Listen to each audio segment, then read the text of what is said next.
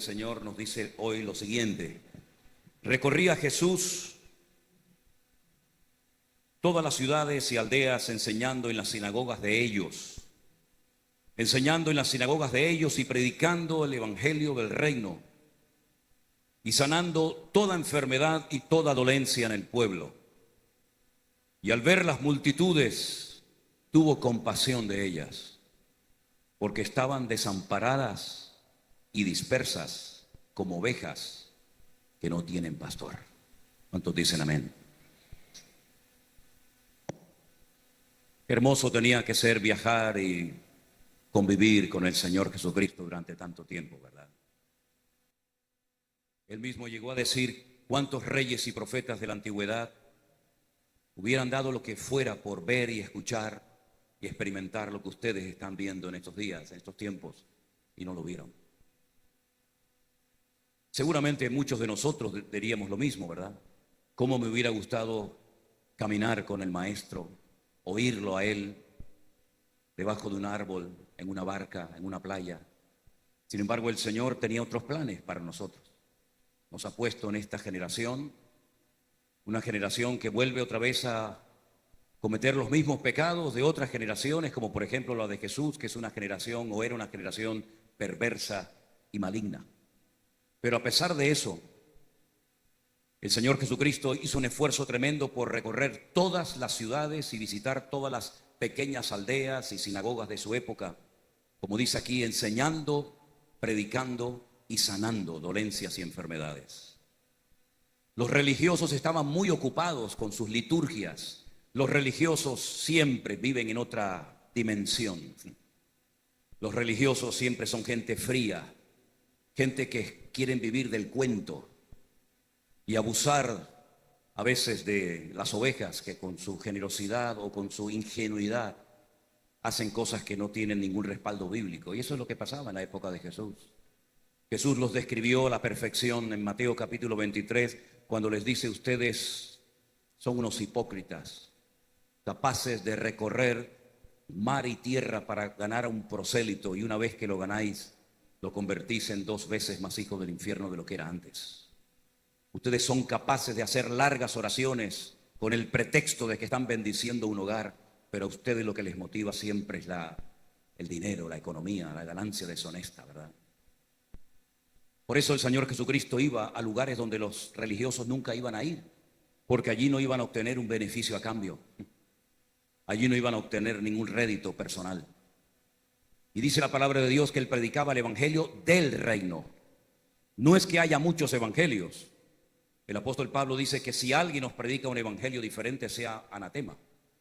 El evangelio del reino consiste precisamente en enseñarle, en inculcarle, en guiar a la gente a que vuelvan otra vez a formar parte del reino, del gobierno de Dios. El reino de Dios tiene que ver con leyes, tiene que ver con estatutos, con mandamientos, con un estilo de vida diferente al que probablemente la gente del mundo vive.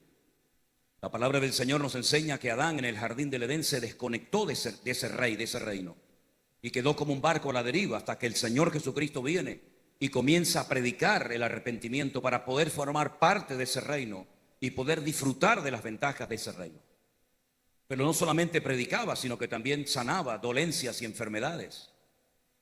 Pero cuando observaba a la gente que él ministraba, dice que tenía compasión de la gente. No los veía como clientes, no los veía como posibles, votantes de su reino que iba a establecer en el mundo, ni mucho menos. Los veía como ovejas, ovejas descarriadas, ovejas desamparadas, dispersas, sin recibir ningún tipo de apoyo, ni de protección, ni de ayuda por parte de nadie. Ya lo decía el profeta Isaías en el capítulo 53, uno de los capítulos más famosos de la Biblia. Todos nosotros nos descarriamos como ovejas. Cada cual se apartó por su camino, mas Jehová cargó en él el pecado de todos y cada uno de nosotros, ¿verdad? Qué hermoso cuando leemos el Salmo 23 y vemos a David, el dulce cantor de Israel, que por cierto se dedicó muchos años a ser pastor de ovejas, las ovejas de su padre. Y vemos cómo describe a Dios como el buen pastor, el que nos observa, el que nos protege, el que nos cuida todos los días de nuestra vida. Vemos en David un reflejo del corazón de Dios. dispuesto a jugarse la vida por las ovejas de su padre y no permitirle a ningún lobo, ni a ningún oso, ni a ningún animal de la época a llevarse ni una sola pezuña del rebaño. Y ese es nuestro Dios. Así es nuestro Dios. El Dios que ha prometido defendernos y protegernos y cuidarnos todos los días de nuestra vida. Y dice en su palabra que aunque nuestros padres nos abandonen, cosa que lamentablemente a veces ha ocurrido, dice: yo nunca te abandonaré. Yo estaré con vosotros todos los días hasta el fin del mundo, independientemente de tu estado de ánimo. ¿O es que acaso no tenemos suficientes ejemplos en la Biblia de cómo la protección de Dios es real y cómo Dios cuida de su pueblo y de los suyos en los momentos más duros y difíciles de la vida? ¿O hemos ya olvidado cómo el Señor protegió a David de los celos amargos de Saúl? Lo podía haber entregado, pero el Señor siempre lo guardó y lo protegió. Miles y miles de soldados durante años persiguiendo a un pobre joven por las montañas de Judea, pero nunca pudieron darle caza porque el Señor lo guardó y lo protegió. Como el Señor protegió a Daniel en un foso de leones hambrientos durante toda una noche y no recibió ni un rasguño porque la mano protectora del Señor estaba sobre su vida. Y cómo cuidó a los jóvenes llamados Sadrat, Mesach y Abednego, nombres paganos que les pusieron los babilónicos cuando fueron llevados al cautiverio, ¿verdad? Y dice la palabra de Dios que por no querer postrarse ante el sistema de la época, prefirieron morir antes de doblar sus rodillas ante aquella estatua gigante que el rey Nabucodonosor había construido. Ellos sabían que su Dios los podía proteger del fuego, pero incluso decían: pero si Dios hoy ha decidido que muramos, tampoco nos vamos a postrar. Pero el Señor los guardó. El Señor los protegió de una manera realmente extraordinaria. Los protegió del fuego. Y tenemos esa historia en las páginas de la palabra de Dios. Y podíamos ir por cantidad de pasajes, infinidad de personajes, cómo el Señor los protegió en los momentos más duros y difíciles de la vida. Y mi pregunta es: ¿y nuestro Dios no es el mismo de ellos? ¿Y el poder de nuestro Dios no sigue siendo igual hoy en día? ¿O es que Dios ha cambiado? ¿O es que Dios está cansado? ¿O es que Dios ha ido de vacaciones? Nuestro Dios es el Dios de Abraham, el Dios de Isaac, el Dios de Jacob. Su poder no ha menguado, su brazo no se ha cortado, mi hermano. Él no ha cambiado, los que hemos cambiado somos nosotros. Nosotros sí hemos cambiado. El pueblo de Dios ya no es igual como era antaño. Hoy en día hay otras cosas tal vez más importantes para algunos en su vida. Sin embargo, la palabra del Señor nos enseña que si ponemos al Señor en primer lugar de nuestra vida, Él nos cuidará y nos protegerá todos los días de nuestra vida.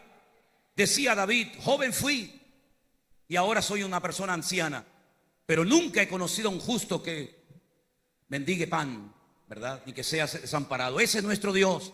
Ustedes aquí están viviendo tiempos duros y difíciles, pero no solamente ustedes aquí. Y en Europa también estamos pasando tiempos duros y difíciles, y en África y en todas partes del mundo. Y llegará el momento, y ha llegado ya, que no habrá una nación segura donde poder estar. La única seguridad que nunca nos va a abandonar es la seguridad y el amparo de nuestro Dios. ¿De dónde vendrá mi socorro? Mi socorro viene del Señor, el que hizo los cielos y la tierra. No dará tu pie al resbaladero, ni se dormirá el que te guarda. El sol no te fatigará de día, ni la luna de noche. Ese es nuestro Dios, es un Dios que cumple con su promesa. Es un Dios que se ha tomado en serio tu protección y tu vida. Él te compró a precio de sangre, mi hermano, no te olvides de eso. No es porque tuviéramos un valor incalculable, es porque Él le ha dado valor a tu vida. Porque Dios a ti y a mí no nos necesita absolutamente para nada, pero nosotros a Él lo necesitamos absolutamente para todo. Pero la Biblia profetiza que los últimos tiempos serían tiempos peligrosos y tiempos difíciles. Pero tenemos que brillar y marcar una diferencia en esta sociedad que está tratando de taparnos la boca y de meternos miedo constantemente, cuando no es una cosa es por otra. Miedo a la gripe aviar, miedo al COVID, miedo a que me deporten, miedo a que me quiten el trabajo, miedo continuamente. El diablo trabaja en el terreno del temor y quiere atemorizar al pueblo de Dios, pero no seamos gallinas, seamos, como el Señor dice, pueblo de Dios, real sacerdocio, nación santa. No dejemos que el mundo condicione tu vida, mi hermano. Porque pase lo que pase, no ocurrirá nada sin el permiso de nuestro Dios. ¿O tú crees que el diablo puede hacer lo que quiera en tu vida y en la vida de la iglesia? Hemos caído tan bajo y hemos menguado nuestro nivel de santidad y de comunión con el Señor que creemos que el diablo puede hacer lo que le da la gana. El diablo tiene que pedirle permiso a Dios hasta para ir al baño, mi hermano. No hay absolutamente nada que el diablo pueda hacer si Dios no se lo permite hacer. Miren el libro de Job, el hombre más probado de la tierra, el hombre que perdió a sus hijos en una semana, el hombre que perdió a su esposa, el hombre que se puso en contra de sus enemigos por mantener su integridad, el hombre que perdió todo su patrimonio. Si a alguno de ustedes le tocan la cartera, se vuelven locos. Sin embargo, a Job el Señor le permitió al diablo que le quitara todo, menos le quitara su comunión y su relación con el Señor. Pero era un hombre que estaba tan parado, tan firme en el Señor y en su comunión con el Señor, que llegó a decir: aunque tú me mates, yo te voy a seguir alabando, porque yo sé que mi Redentor está vivo. Y ese es nuestro Dios. Y ese es el tipo de gente que necesitamos hoy en día. No necesitamos cobardes en el reino de Dios. Necesitamos hombres y mujeres que se atrevan a creerle a Dios. Y si tenemos que dar la vida, la daremos, porque para mí el morir es Cristo y el morir es ganancia. ¿Dónde está la valentía de los creyentes de antaño, que preferían renunciar al rescate para recibir mayor resurrección? ¿Dónde están esos cristianos que eran capaces de dejarlo todo por amor a la obra del Señor? Lean ustedes las historias de aquellos misioneros que se iban a África con el ataúd. Cuando le preguntaron a Hudson Taylor: ¿a dónde vas con esa caja de muerto? Y él decía: voy a morir. Se llevaban sus pertenencias, sabían que se iban, pero seguramente nunca volverían. ¿Dónde está la valentía de los creyentes, hermanos, que tapaban bocas de leones y derrumbaban murallas y se ponían a cantar en medio de enormes palizas durante la noche cuando eran perseguidos por el Imperio Romano? Tenemos que volver a recuperar la valentía que el pueblo de Dios ha tenido durante los últimos 2000 años, pero que el diablo y el mundo nos quiere quitar. La Biblia dice que Él es nuestro amparo y nuestra fortaleza, nuestro pronto auxilio en las tribulaciones de la vida. Por tanto, no temeré lo que me pueda hacer el hombre. ¿Cuántos dicen amén? Cuando ustedes leen, por ejemplo, la última carta, Pablo escribió muchas cartas, pero la última fue la carta que le escribió al joven pastor Timoteo. Cuando él le escribe la última carta a Timoteo, le dice: Timoteo, quiero decirte algo. En mi primera defensa ninguno estuvo a mi lado. Todos me desampararon. Qué tremendo, ¿no? Demas me abandonó porque se fue al mundo. Alejandro el calderero me ha causado muchos males. Cuídate de él, es una persona peligrosa. Nunca nadie me vino a visitar. Pero termina la carta diciendo: pero he peleado la buena batalla, he acabado la carrera, he guardado la fe, porque el Señor estuvo a mi lado y me dio fuerzas y me libró de la boca del león y me librará para su reino celestial. A Él sea la gloria y el imperio por los siglos de los siglos. Amén, aleluya. Ese es nuestro Dios, el Dios que fortalece al débil, el Dios que restaura al caído, el Dios que ayuda al pobre, al huérfano y a la viuda, y el Dios que no descansa de noche ni de día, sino que nos acompañará hasta el fin del mundo. Y nunca nos tendremos que sentir jamás solos ni abandonados. Ahora, hablando de ovejas, porque el Señor dice que cuando vio a las multitudes, las vio como ovejas desamparadas y como ovejas esparcidas. Se ha hablado muchas cosas acerca de las ovejas, que si no tienen sentido de la orientación, que si son dependientes 100% del pastor, y es cierto, todo eso es verdad. Pero hay dos cosas que siempre le han llamado la atención a la gente que estudia el mundo de las ovejas. Son dos características típicas de ese animal, por así decirlo, torpe. Una es la memoria tan grande que tienen, y otra es el oído tan bueno que tienen las ovejas. No ven muy bien, no huele muy bien, se pierde muy fácilmente, pero recuerdan las cosas perfectamente y tienen muy buen oído. Por eso dice que cuando oyen la voz del pastor, se fían y siguen, porque la oveja reconoce en medio de todas las voces y ruidos que pueden escuchar la voz de su pastor. Es interesante notar cómo el Señor en su palabra muchas veces dice: el que tiene oídos para oír, que oiga, pero que oiga no cualquier tontería, que oiga lo que el Espíritu le está diciendo a la iglesia. Y mi pregunta es: ¿qué le está diciendo el Espíritu a la iglesia? Si es que le está diciendo algo. Porque si en 7 ocasiones el número perfecto, el número de la plenitud de Dios, nos dice: el que tiene oídos para oír, oiga lo que el Espíritu le está diciendo a la iglesia. Mi pregunta es: ¿eso era algo para el pasado o todavía sigue hablando y comunicándose el Señor con su pueblo y con su iglesia? Claro que sí. El problema no es que Dios no hable, el problema es que hay muchos que están sordos y no le oyen. O si le oyen, no hacen caso a lo que el Señor está diciendo. Desde los días de la pandemia, en el mes de marzo del 2020, Dios comenzó nuevamente a hablarle a la iglesia con una claridad tan tremenda que muchos captamos el mensaje de lo que se venía y de lo que iba a suceder en breve. Algunos todavía ni se han enterado que hubo una vez una pandemia en el mundo, ¿verdad? Pero el Señor viene hablando tan claramente como hacía generaciones, tal vez siglos, que no hablaba tan claramente. Y una de las cosas que el Señor puso en nuestros corazones es que le recordemos al pueblo que no podemos depender de las iglesias, ni de los pastores, ni de los predicadores, sino depender única y exclusivamente de Dios. Porque esta gente que estamos viendo en la palabra en esta noche, tenían muchos líderes espirituales o religiosos. Ninguno de ellos servía para nada. Eran una panda de inútiles. Prueba de ellos que el Señor les llegó a decir en su propia cara en Jerusalén: habéis llegado a un nivel de bajeza tan terrible que habéis convertido mi casa de oración en una cueva de ladrones. Ya mi gloria no está aquí. ¿Y saben cómo les puedo demostrar que la gloria del Señor no estaba en el templo en su época? ¿Qué es lo que había a 150 metros del templo? Un estanque de aguas putrefactas. Un estanque llamado el estanque de Betesda, donde dice en Juan capítulo 5 que había una multitud. No eran 4 o 5 locos. Era una multitud de ciegos, cojos, mudos, paralíticos. Y mi pregunta es: ¿qué hacía esa multitud allí en vez de ir al templo a recibir ministración o ayuda espiritual? ¿Por qué preferían las multitudes irse a un estanque a esperar algo que, dicho sea de paso, nunca ocurría? Era simplemente una leyenda, era simplemente una tradición que se había transmitido de generación en generación, de que un ángel descendía de tiempo en tiempo al agua y la movía, y el primero que se sumergía quedaba sano de cualquier enfermedad que tuviese. Mire, ni bíblicamente ni extra bíblica hay ninguna información acerca de que eso ocurría en el estanque de Betesda. De hecho, nadie se curaba allí. Pero preferían esperar algo que nunca iba a ocurrir que ir al templo, que ya era una cueva de ladrones hacía mucho tiempo. Hasta que el Señor Jesucristo apareció por aquel lugar y sanó al paralítico de Betesda, diciéndole: levántate, toma tu lecho y anda.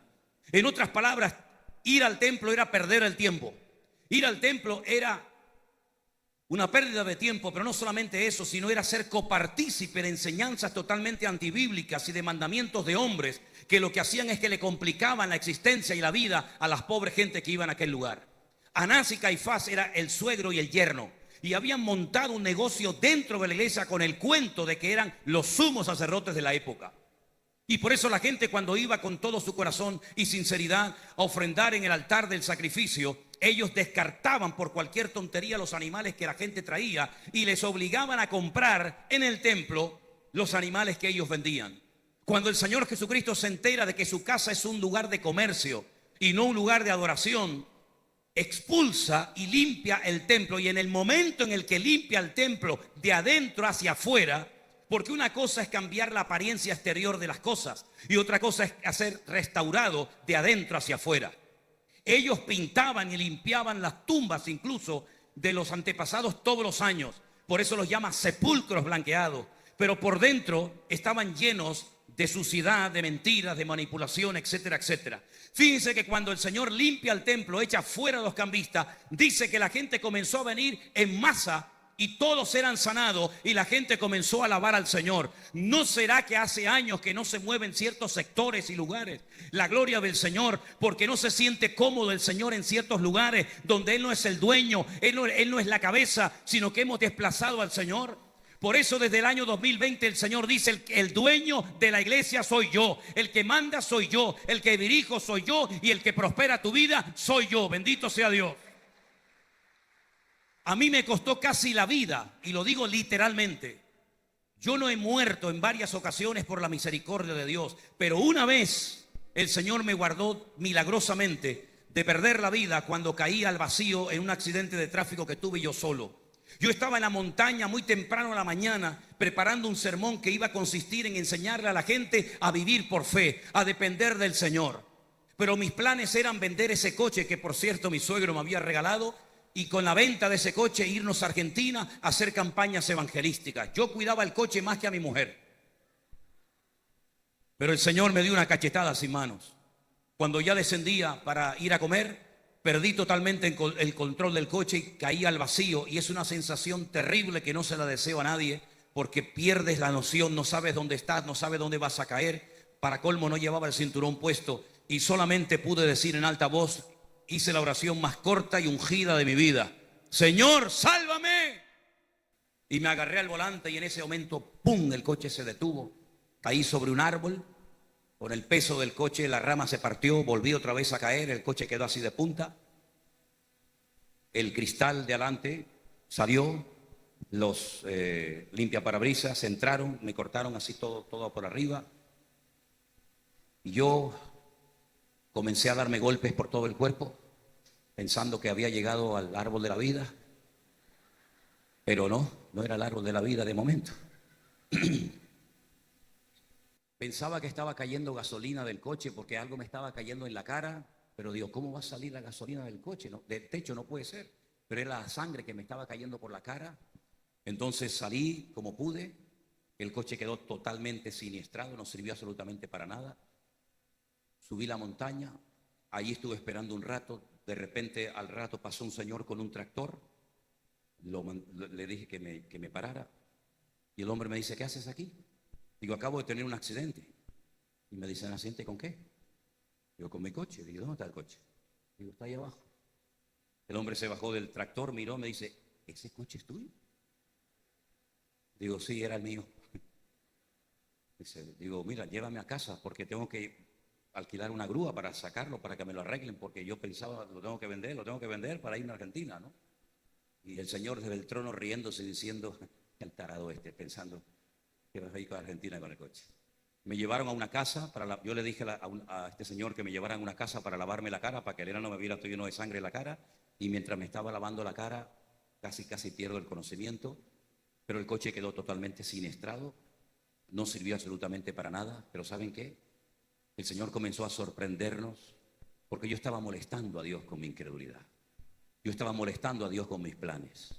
Y el Señor comenzó a bendecirnos de tal manera que llegábamos a iglesias pequeñas y nos daban unas ofrendas. Yo jamás he pedido en mi vida ofrendas, ni digo tengo que recibir esto para ir a predicar. Yo sí tengo que pagar. Si tengo que pagar y poner dinero en mi bolsillo para ir a predicar, yo no tengo ningún problema en hacerlo.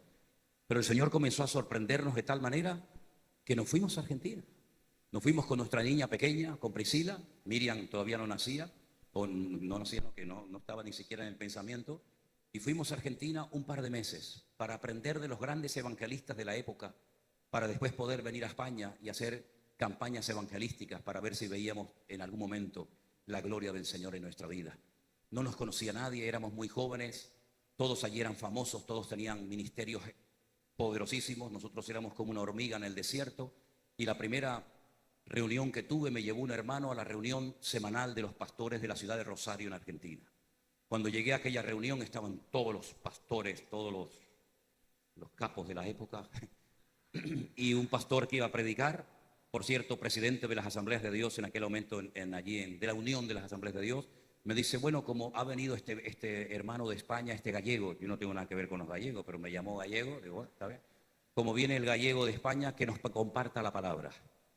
Le prediqué a los pastores en mi primer encuentro con los pastores y salí con la agenda llena para 3 meses de compromisos. Mi mujer ni se lo creía, pero es la pura realidad. Y así estuvimos más de 1 año y medio predicando todos los días. Todos los días se predicaba en aquella época. Terminabas de una campaña, ibas a otra. Terminamos de esta, ibas a un campamento. Terminamos un campamento, ibas a unos cultos especiales. Así estuvimos hasta que finalmente decidimos volver a España. El Señor nos demostró que cuando lo dejamos a Él actuar, tú no tienes ni que mover un dedo. El Señor te sorprende, el Señor te bendice y el Señor te prospera como Él quiere prosperarte y no como a ti te gustaría que te prosperara. Por eso esta gente necesitaba la visita del Rey de Reyes y Señor de los Señores, para que se dieran cuenta de que la religión no sirve absolutamente para nada. La religión te ata, la religión te esclaviza, la religión te ciega. Es en el terreno de la ignorancia, de la incredulidad que trabaja el diablo usando las religiones. Pero el Señor dice, pero yo he venido para darte vida y vida en abundancia. Y estamos viviendo unos tiempos en el que la iglesia tiene que despertar a la realidad de que la única ayuda verdadera y real es la ayuda de Él, del Todopoderoso, del Dios vivo, del Dios eterno, que no se cansa y que estará contigo todos los días hasta el fin del mundo. Apláudale fuerte al Señor en esta noche, mi hermano. Bendito sea Dios. Y miren, profecías que han estado dormidas, no muertas, dormidas. Como dijo el Señor, no está muerta, está dormida, aunque se reían de él. Profecías que han estado dormidas durante siglos. Estamos comenzando a ver cómo se están cumpliendo delante de nuestras narices. Y estamos viviendo en la época más espectacular de la historia de la iglesia sobre la faz de la tierra. Porque estamos viendo cosas increíbles que muchos soñaron ver y nunca las vieron. Y estamos viendo cómo los tiempos se acortan. Y todo esto que está ocurriendo aquí en Europa y aquí en los Estados Unidos, ¿quién lo está permitiendo? Volvemos a la pregunta de antes. ¿Puede el diablo hacer lo que le dé la gana? Me acuerdo que teníamos un local en España y comenzamos a tener muchos problemas con los vecinos. Nos rompían los carteles, nos tiraban piedras, nos rayaban los vehículos. Y entonces le pregunté al Señor, Señor, ¿qué está pasando? Y el Señor nos mostró que nuestro tiempo en ese lugar ya se había terminado. Y al final nos fuimos a un cine mucho más grande y más hermoso del salón que teníamos. A veces el Señor tiene que sacudirnos para despertarnos y darnos cuenta de que Él es el que nos mueve de un lugar a otro. Pero a veces echamos demasiadas raíces en un lugar creyendo que hemos llegado al paraíso terrenal, y el paraíso terrenal no está aquí. El paraíso terrenal está en la presencia del Señor. Busca primeramente el reino de Dios y su justicia, y todo te vendrá por añadidura, mi querido hermano.